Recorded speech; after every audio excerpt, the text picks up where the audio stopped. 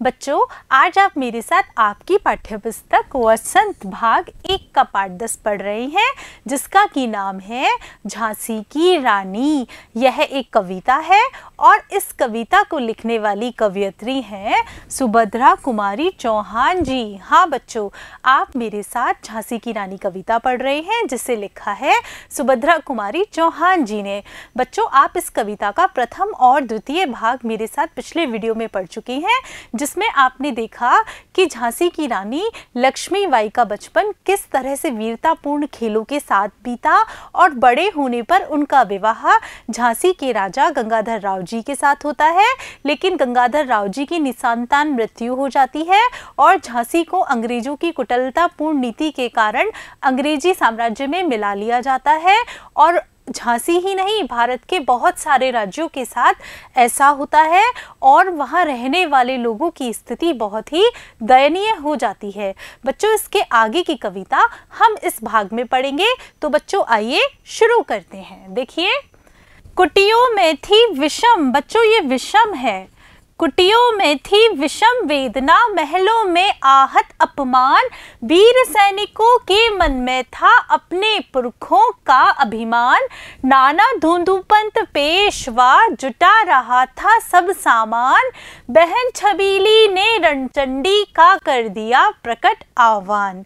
बच्चों, ये जो झांसी की रानी लक्ष्मीबाई थी, वो बहुत ही वीरतापूर्ण भावों से भरी हुई थी, बहुत ही वीर महिला थी। जब इनकी झांसी छिन गई, उस समय भारत की स्थिति बहुत ही बेकार थी। सभी लोग अंग्रेजों के प्रति आक्रोशित थे।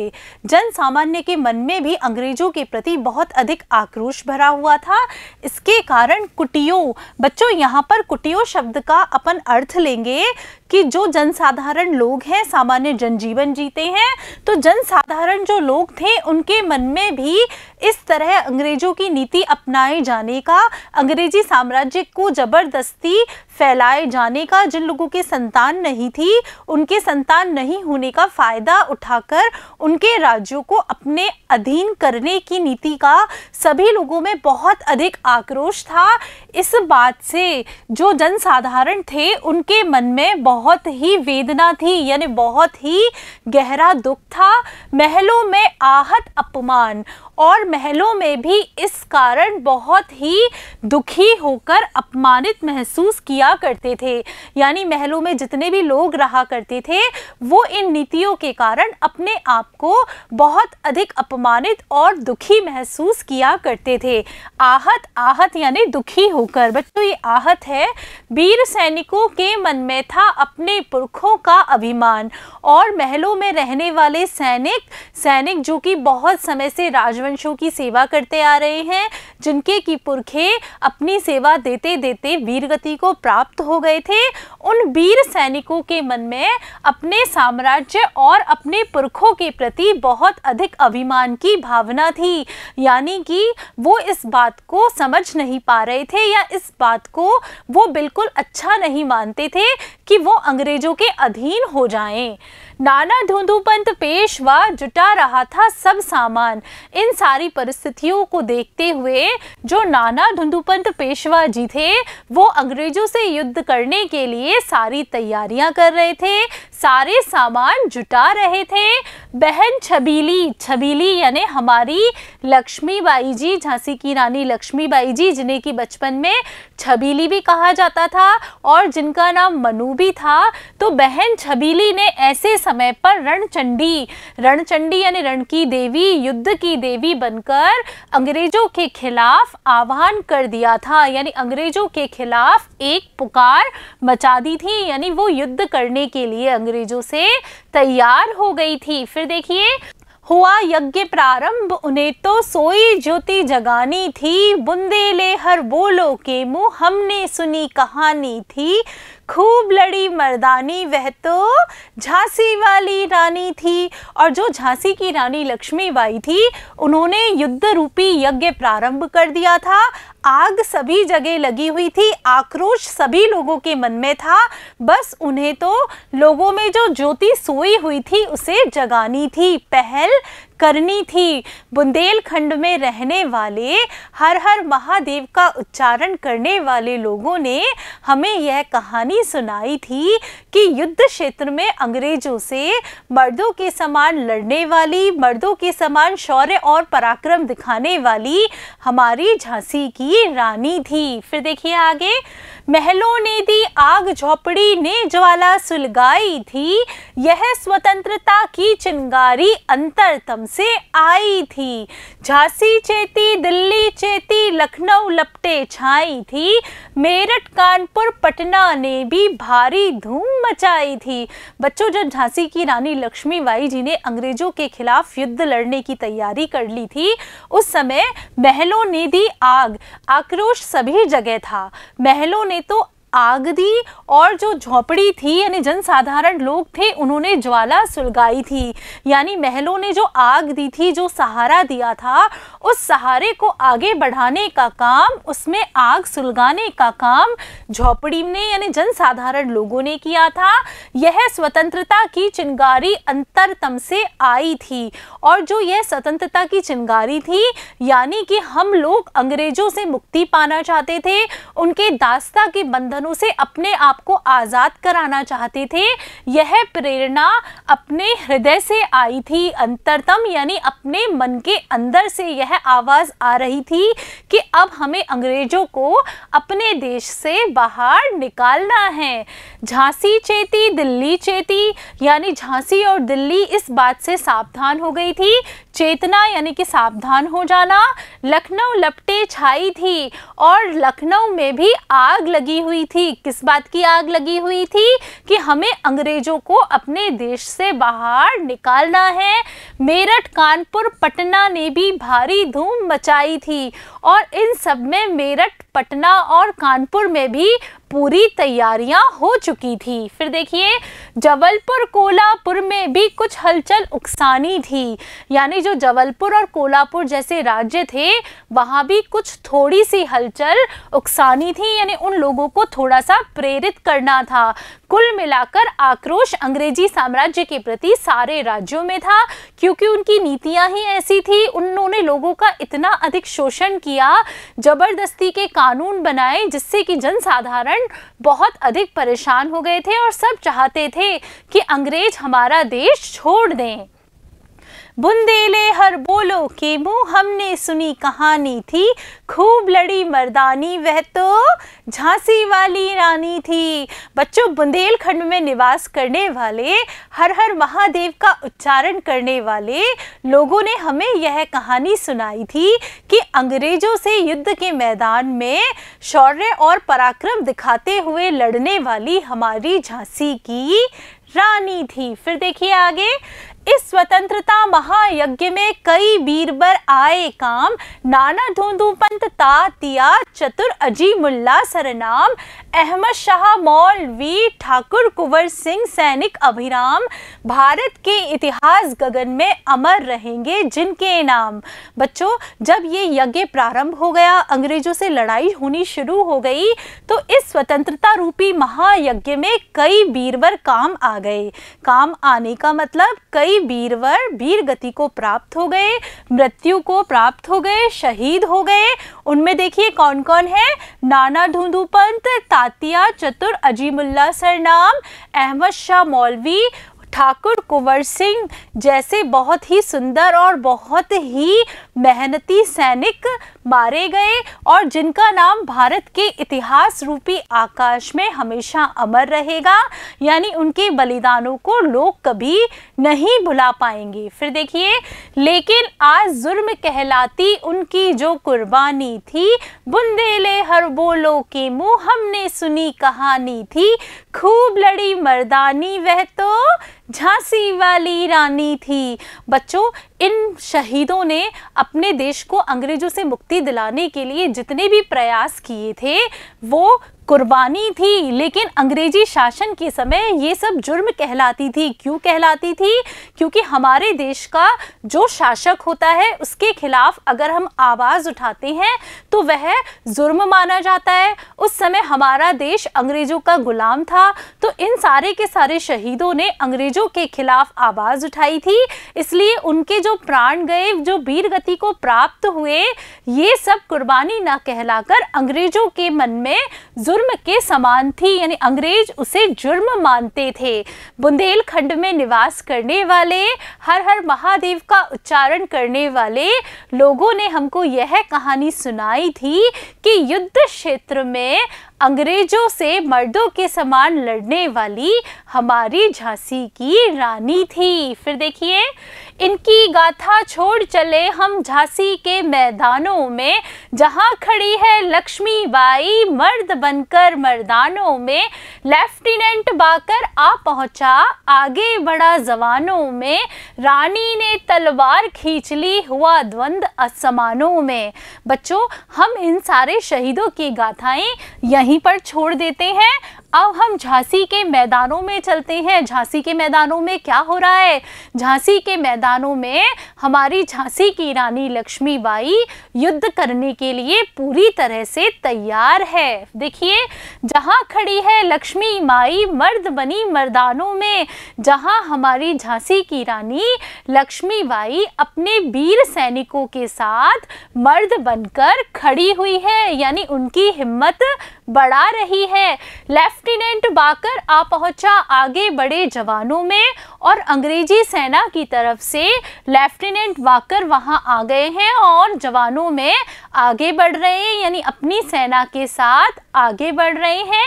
रानी ने तलवार खींच ली हुआ द्वंद असमानों में, और रानी को अत्यधिक क्रोध आया और उन्होंने शत्रु का मुकाबला करने के लिए, शत्रु का संहार करने के लिए तलवार खींच ली, यानी अपनी तलवार मयान में से निकाल ली, और दो असमान लोगों के बीच में द्वंद्व होने लगा। द्वंद्व यानी युद्ध या लड़ाई होने लगी। फिर देखिए, जख्मी होकर बौकर भागा उसे अजब हैरानी थी, खूब लड़ी मर्दानी वह तो झांसी वाली रानी थी। और बच्चों, जो लेफ्टिनेंट वॉकर था, जब वो युद्ध क्षेत्र में आया था तो उसे लगता था कि वह एक महिला के साथ लड़ रहा है। एक महिला क्या कर सकती है, यह तो तुरंत ही परास्त हो जाएगी।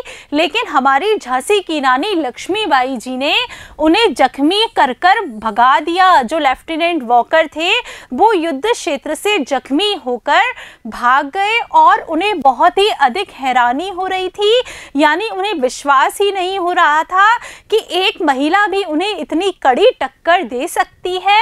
बुंदेलखंड में निवास करने वाले, हर हर महादेव का उच्चारण करने वाले लोगों के मुंह से हमने यह कहानी सुनी थी कि युद्ध क्षेत्र में अपना शौर्य और पराक्रम दिखाने वाली हमारी झांसी की रानी लक्ष्मीबाई थी, जिन्होंने की युद्ध क्षेत्र में अंग्रेजों के दांत खट्टे कर दिए थे। देखिए आगे, रानी बड़ी कालपी आई कर 100 मील निरंतर पार, घोड़ा थककर गिरा भूमि पर गया स्वर्ग तत्काल सिधार।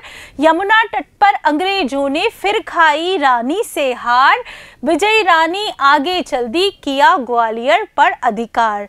बच्चों, लेफ्टिनेंट वॉकर को हराने के बाद में, अंग्रेजों को हराने के बाद में हमारी रानी आगे बढ़कर कालपी तक आई, और कालपी तक पहुंचने में उन्हें लगभग 100 मील लगातार चलना पड़ा, यानी 100 मील लगातार वो यात्रा करती रही। इससे जो उनका घोड़ा था वह थककर भूमि पर गिर गया, और गिरने के बाद वह स्वर्ग सिधार गया, यानी कि तुरंत मृत्यु को प्राप्त हो गया। और वहां पर यमुना तट पर अंग्रेजों ने रानी से फिर हार खाई, यानी रानी और अंग्रेजों के बीच यमुना तट पर वापस युद्ध होता है, जिसमें रानी अंग्रेजों को हरा देती है और विजयी होकर रानी आगे चली जाती है, किया ग्वालियर पर अधिकार, और आगे बढ़ते हुए ग्वालियर पर अपना अधिकार जमा लेती है। फिर देखिए क्या होता है, अंग्रेजों के मित्र सिंधिया ने छोड़ी राजधानी थी, बुंदेले हर बोलो के मुंह हमने सुनी कहानी थी, खूब लड़ी मर्दानी वह तो झांसी वाली रानी थी। बच्चों, जो ग्वालियर के शासक थे सिंधिया, वो अंग्रेजों के मित्र थे। रानी के डर से ग्वालियर छोड़कर अंग्रेजों के पास चले गए थे। बुंदेलखंड में निवास करने वाले, हर हर महादेव का उच्चारण करने वाले लोगों ने हमें यह कहानी सुनाई थी कि अंग्रेजों से युद्ध के मैदान में मर्दों के समान लड़ने वाली हमारी झांसी की रानी थी। फिर देखिए आगे, विजय मिली पर अंग्रेजों की फिर सेना घिर आई थी। अब के जनरल स्मिथ सन्मुख था, उसने मुंह की खाई थी।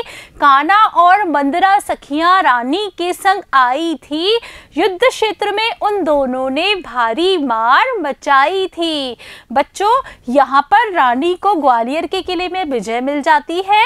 उसके बाद अंग्रेजों की जो सेना है वह वापस से घिरकर आ जाती है और अंग्रेजों की सेना के साथ जनरल स्मिथ आते हैं और जो कि रानी से हार जाते हैं। और रानी के साथ कान्हा और मंदरा नाम की दो सहेलियां या दो सखियां, दो दासी भी रानी के साथ युद्ध क्षेत्र में युद्ध लड़ने आती हैं और उन दोनों ने भी युद्ध क्षेत्र में भारी मार मचाई थी, यानी शत्रुओं का डटकर मुकाबला किया था। फिर देखिए, पर पीछे हुरोज आ गया, हाय घिरी अब रानी थी। बुंदेले हर बोलो के मुंह, हमने सुनी कहानी थी। खूब लड़ी मर्दानी, वह तो झांसी वाली रानी थी।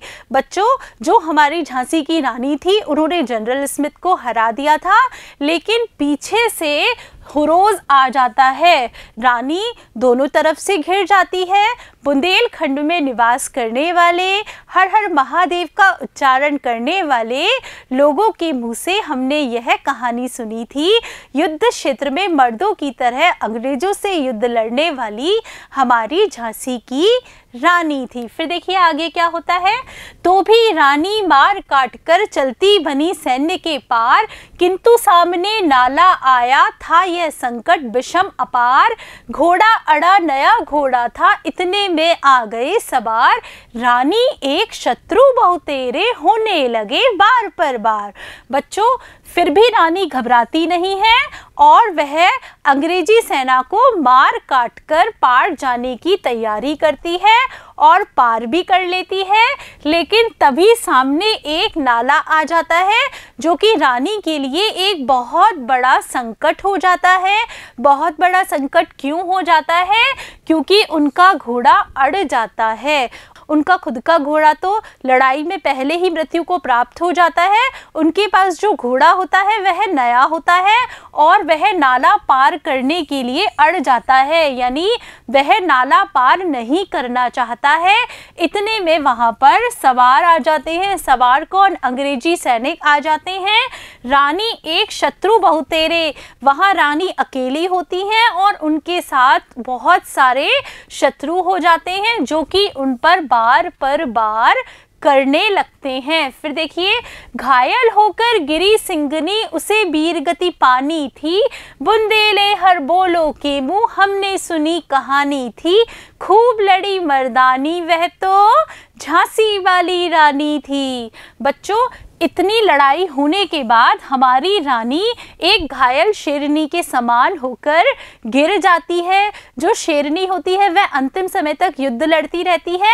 ऐसे ही हमारी जो रानी लक्ष्मीबाई है वह अंतिम समय तक शत्रुओं का डटकर मुकाबला करती रहती है, क्योंकि उसे वीरगति पानी थी, यानी वह मृत्यु को प्राप्त होने वाली थी, वह मरने वाली थी। बुंदेलखंड में निवास करने वाले, हर हर महादेव का उच्चारण करने वाले लोगों ने हमें यह कहानी सुनाई थी कि युद्ध क्षेत्र में मर्दों के समान लड़ने वाली हमारी झांसी की रानी थी। फिर देखिए आगे, रानी गई सिद्धार्थ चिता, अब उसकी दिव्य सवारी थी।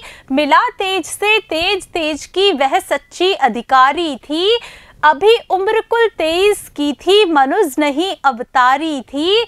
हमको जीवित करने आई, वन स्वतंत्रता नारी थी। बच्चों, यहाँ हमारी कवयित्री झांसी की रानी लक्ष्मीबाई को श्रद्धांजलि देते हुए कह रही है कि युद्ध लड़ते लड़ते हमारी रानी वीरगति को प्राप्त हो गई और स्वर्ग सिधार गई। अब चिता ही उसकी दिव्य सवारी थी, यानी उसकी चिता ही अब उसके लिए दिव्य सवारी थी और उसका तेज उस परमात्मा के तेज से जाकर मिल गया और उसी तेज की वह सच्ची अधिकारी थी, यानी उस तेज की ही वह अधिकारी थी, क्योंकि वह बहुत वीर थी और उन्होंने बहुत अच्छे कार्य किए थे। अभी उम्र कुल 23 की थी और झांसी की रानी जिस समय वीरगति को प्राप्त हुई, शहीद हुई, उस समय वह कुल 23 वर्ष की थी और उनकी वीरता को देखकर, उनकी स्वतंत्रता प्राप्ति के जज्बे को देखकर ऐसा लगता था कि वो साधारण मनुष्य नहीं थी, बल्कि किसी देवी या देवता का अवतार थी, जो कि हमको जीवित करने के लिए स्वतंत्रता नारी बनकर आई थी। यानी हम लोग जो कि अंग्रेजों के बंधनों में जकड़े हुए थे, जो कि दास्ता की जंजीरों में जकड़े हुए थे, उन सारे लोगों के मन में एक आशा और उत्साह का संचार करने आई थी, रास्ता दिखाने आई थी। फिर देखिए, दिखा गई पथ सिखा गई हमको जो सीख सिखानी थी, बुंदेले हर बोलो के मुंह हमने सुनी कहानी थी, खूब लड़ी मर्दानी वह तो झांसी वाली रानी थी। बच्चों, जो झांसी की रानी थी वो खुद तो मृत्यु को प्राप्त हो गई, वीरगति को प्राप्त हो गई, और जो रास्ता वो हमें दिखाना चाहती थी, जिस पथ पर वो हमें चलाना चाहती थी, उस पथ पर वो हमको हमारा मार्ग प्रदर्शित कर कर चली गई। बुंदेलखंड में रहने वाले हर हर महादेव का उच्चारण करने वाले लोगों के मुंह से हमने यह कहानी सुनी थी कि युद्ध क्षेत्र में मर्दों के समान अपने शौर्य और पराक्रम को दिखाने वाली हमारी झांसी की रानी थी। फिर देखिए, जाओ रानी याद रखेंगे हम कृतज्ञ भारतवासी, तेरा यह बलिदान जगावेगा स्वतंत्रता अविनाशी, होवे चुप इतिहास लगे सच्चाई को चाहे फांसी, हो बदमाती विजय मिटा दे गोलों से चाहे झांसी। बच्चों, यहाँ भी हमारी कवयित्री झांसी की रानी को श्रद्धांजलि देते हुए कह रही है कि हे रानी, तुम जाओ, हम तुम्हारे कृतज्ञ रहेंगे, हम भारत के वासी, हम भारत के लोग सदा इस बात के लिए आभारी रहेंगे। किस बात के लिए आभारी रहेंगे? कि इन्होंने स्वतंत्रता की अलख जगाई थी। यह तेरा बलिदान जगावेगा स्वतंत्रता अविनाशी, कि हे रानी, हे झांसी की रानी लक्ष्मीबाई, जो तुमने अपना बलिदान दिया है वह बलिदान व्यर्थ नहीं जाएगा, यह अविनाशी यानी जिसका विनाश ना हो सके, ऐसी स्वतंत्रता के लिए हमारे मन में रोशनी जगाएगा और हम ऐसी स्वतंत्रता प्राप्त करेंगे जो कि कभी नष्ट ना हो सके। हो बे चुप इतिहास लगे सच्चाई को चाहे फांसी, चाहे आपके विषय में, आपके बलिदान के विषय में हमारा इतिहास चुप रहे, यानी आपके लिए एक भी शब्द ना कहे, चाहे वो आपकी सच्चाई कहने वाले को फांसी लगा दे, फिर भी हो मदमाती विजय मिटा दे गोलों से चाहे झांसी, चाहे आपके राज्य झांसी को गोलों से, तोप के गोलों से मिटा दिया जाए, तब भी हम विजय प्राप्त करेंगे, तब भी हम स्वतंत्रता के लिए अग्रसर रहेंगे। बच्चों, झांसी की रानी का जो समय था वह अंग्रेजों का समय था और हमारी कवयित्री ने जिस समय यह कविता लिखी थी वह भी अंग्रेजों की गुलामी में रहकर ही लिखी थी, और इस कविता के माध्यम से, झांसी की रानी के माध्यम से उन्होंने हमारे देश के युवाओं को स्वतंत्रता की ओर अग्रसर किया है। और यहाँ पर यही बात उन्होंने कही है, होए चुप इतिहास, क्योंकि अंग्रेजों के खिलाफ अगर कोई बोलेगा तो अंग्रेज उसे नष्ट करेंगे, उनको जेल में डाल देंगे, तो चाहे वो कुछ भी करे लेकिन फिर भी हम स्वतंत्रता प्राप्ति के लिए अग्रसर रहेंगे और तब तक कोशिश करेंगे जब तक कि हमें विजय ना मिल जाए। देखिए, तेरा स्मारक तू ही होगी, तू खुद अमिट निशानी थी, बुंदेले हर बोलो के मुंह हमने सुनी कहानी थी, खूब लड़ी मर्दानी वह तो झांसी वाली रानी थी। बच्चों, यहाँ पर कवयित्री कह रही है कि तेरा स्मारक तू ही होगी, यानी कि तेरे जैसी इस दुनिया में कोई नहीं होगी, तेरा स्मारक, तेरा नाम ही होगा, तू खुद अमिट निशानी थी, तू इस दुनिया में एक ऐसी हस्ती है जिसे कि कोई नहीं मिटा सकता। बुंदेलखंड में निवास करने वाले, हर हर महादेव का उच्चारण करने वाले लोगों के मुंह से हमने यह कहानी सुनी थी कि युद्ध के क्षेत्र में, युद्ध के मैदान में अंग्रेजों के साथ पूरे शौर्य, वीरता और पराक्रम के साथ लड़ने वाली हमारी झांसी की रानी थी। बच्चों, आज आपने मेरे साथ आपकी पाठ्यपुस्तक वसंत भाग 1 का पाठ 10 झांसी की रानी पढ़ा, जो कि आपको बहुत अच्छा लगा होगा। बच्चों, यह एक ऐसी कविता है जिसे कि आप कंठस्थ भी कर सकते हैं, और कंठस्थ कर कर जब आपके विद्यालय में कोई भी उत्सव मनाया जाता है, गणतंत्र दिवस, स्वतंत्रता दिवस, वार्षिकोत्सव, तब आप यह पूरे ओज के साथ यह कविता सुना सकते हैं। धन्यवाद बच्चों।